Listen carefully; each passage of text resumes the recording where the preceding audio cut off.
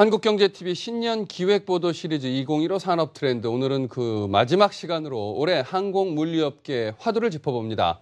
빠르고 편안한 하늘길 여행 서비스 이상으로 항공업계가 가장 신경 써야 할 분야가 바로 안전인데요. 심심찮게 터지는 비행기 추락사고나 결항, 지연 사태를 막기 위해 국내 항공사들이 안간 힘을 쓰고 있습니다. 물류업계 역시 신속하고 정확한 배송만큼이나 개인정보 보호 등 보안 유지에 분주한 모습입니다. 임원식 기자입니다. 2년 전 아시아나 항공의 미국 샌프란시스코 공항 착륙 사고. 160여 명의 생명을 앗아간 에어아시아의 자바의 추락 사고. 장비 고장으로 인한 비행기 결항과 출항 지연 사태까지. 크고 작은 항공기 사고 소식에 가슴을 쓸어내려야 할 때가 한두 번이 아닙니다. 국내 항공사 8곳이 항공법을 어겼다가 적발된 사례는 지난 4년간 모두 35건. 줄어드나 싶었던 항공법 위반 과징금 규모는 다시 증가세로 돌아섰습니다. 올 들어 정부가 항공업계의 안전관리 강화를 유지하기 위해 과징금 규모를 2배가량 늘렸지만 효과가 있을진 아직 두고 볼 일입니다. 우리나라를 찾거나 혹은 해외로 나가는 관광객들이 크게 늘면서 항공교통량도 급증하는 추세입니다. 지난해에만 62만 대, 사상 최대 규모를 기록했는데 이 같은 증가세는 당분간 계속될 전망입니다. 항공업계에서 안전, 또 안전을 강조하는 이유입니다. 아시아나 항공의 종합통제실. 평온했던 조금 전 분위기가 갑자기 긴장 모드로 바뀌었습니다. 미국 동북부 지역에 최악의 눈폭풍이 불어닥치면서 하늘길도 막혀버렸기 때문입니다. 기장님, 금일 뉴욕 윈드스톰 주노의 영향에 따라서 00줄로부터 06줄로 사이에 강설 그리고 어느 안개가 예보되어 있습니다. 이에 따라 금일 777 여객기 운항편 결항 예정입니다. 2년 전 악몽을 되풀이하지 않기 위해 아시아나는 특히 안전에 신경 쓰는 모습입니다. 통제실엔 비행감시원 외에 항공기 기장과 승무원, 정비원까지 함께 근무합니다. 각 분야 전문가들을 한데 모아 사고 발생 시 빠른 시간 내 종합적으로 대응책을 마련하겠다는 취지에서입니다. 기존 안전보안부서를 본부급으로 격상시키면서 해외 전문가를 책임자로 영입한 것 역시 아시아나의 안전강화책 가운데 하나입니다. 또 매달 2번씩 회의를 열어 안전 문제를 논의하고 승무원들의 안전교육을 맡는 전문가도 40%가량 늘렸습니다. 비행기 3대를 동시에 정비할 수 있는 경납고를 새로 짓고 정비 예산도 점차 늘려나가는 한편 기체 결함 예방에도 심혈을 기울이고 있습니다. 금년도에는 전문 인력 보강 및 양성, 디지털 기술 접목 등을 통하여 최상의 정비 품질 유지 및 정비 안전을 확보해 나갈 예정입니다. 45개 나라 126곳의 도시에서 하루 최대 450편의 비행기를 띄우는 대한항공 역시 안전 강화에 공을 들이기는 마찬가지입니다.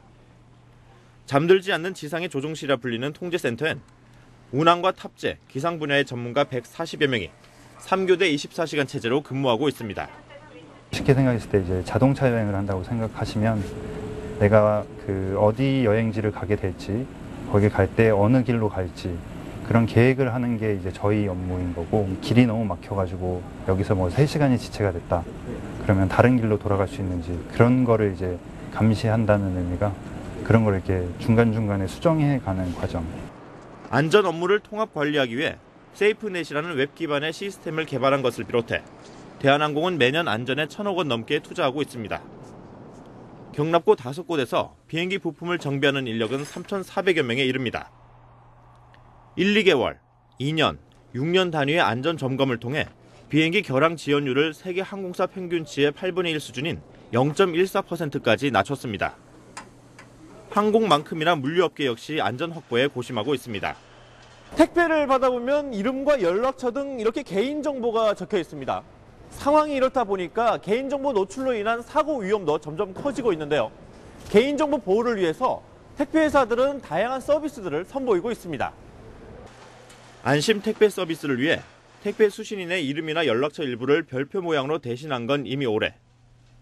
최근엔 수신인의 연락처를 아예 가상의 전화번호로 바꿨습니다.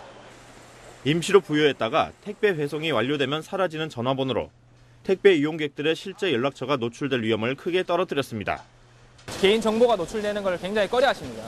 그래서 그런 부분에 대해서 택배 업계 전반적으로 조치를 취하고 있고 향후에 추가적인 개인정보 보호에 대한 니즈를 반영해서 택배기사 사칭 범죄를 예방할 나름의 대책도 내놨습니다.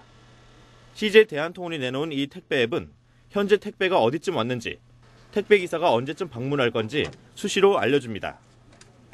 택배기사의 얼굴과 연락처까지 함께 알 수 있습니다. 전화도 미리 전화할 수도 있는 것 같고 경로가 어디까지 왔는지도 알 수 있어서 얼굴도 솔직히 요즘 무섭잖아요. 근데 인상착의도 미리 볼 수 있어서 저희 혼자 사는 사람한테는 되게 좋은 것 같아요. 최근 물류업계에서 큰 관심을 보이고 있는 건 드론 도입. 배송이 힘든 산간 오지나 섬으로도 보다 수월하게 배송이 가능하기 때문입니다. 지금 제가 들고 있는 게 소위 드론이라 불리는 비행 로봇입니다. 원래는 군사용으로 개발이 시작됐는데 지금 보시는 것처럼 이렇게 항공 촬영을 비롯해 무인 배송 등 산업 용도로도 쓰일 전망입니다.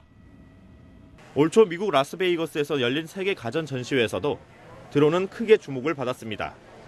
특히 미국 정부가 드론 사용 규제 완화 움직임을 보이면서 올해 상업용 드론 시장은 지난해보다 55% 성장한 1억 3천만 달러 수준에 이를 것으로 전망됩니다. 그러나 추락 사고와 사생활 노출 등 드론 도입이 가져올 안전 문제들은 풀어야 할 또 하나의 과제입니다. 하늘을 날아다니는 물체이기 때문에 추락 위험이 항상 있고요. 추락했을 때 이제 대물, 대인 이제 그런 피해의 위험이 있는데요. 그런 거를 어떻게 이제 보상을 할지. 지난해 경주 리조트 붕괴 사고와 세월호 사태를 겪으면서 여느 때보다 중요해지고 있는 안전. 안전에 대한 신뢰도를 높이기 위해서 올 한 해 항공 물류업계는 여느 때보다 사활을 걸 것으로 보입니다. 한국경제TV 임원식입니다.